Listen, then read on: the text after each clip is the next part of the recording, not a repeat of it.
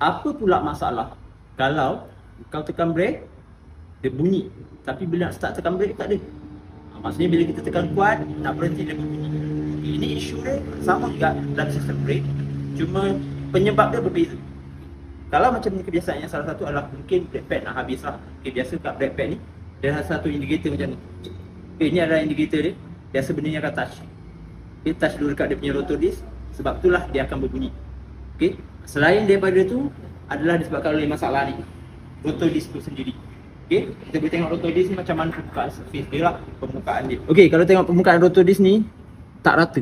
Kita boleh rasa macam dia bergelombang, naik turun. Surface dia tak rata lah. Okay, ni adalah salah satu juga penyebab kenapa brake tu kalau kita tekan kuat dia akan berbunyi.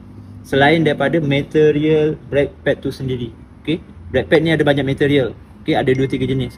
Ada yang jenis banyak carbon, ada yang jenis banyak metal, ada yang 50-50. Biasa yang original part dia akan 50-50. Okay, kalau banyak carbon ni biasa rim akan mudah kotor.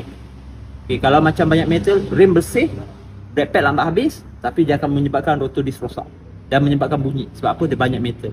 Ini biasa untuk creative performance, dia akan pakai banyak metal sebab dia lebih grip.